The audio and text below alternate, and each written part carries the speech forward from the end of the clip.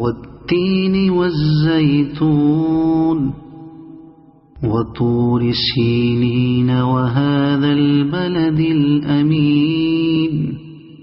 لقد خلقنا الإنسان في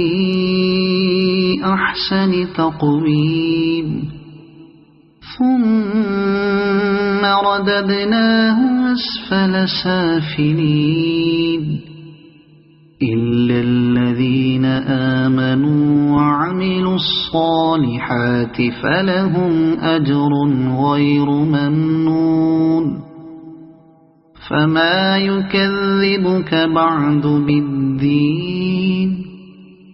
أليس الله بأحكم الحاكمين صدق الله العظيم.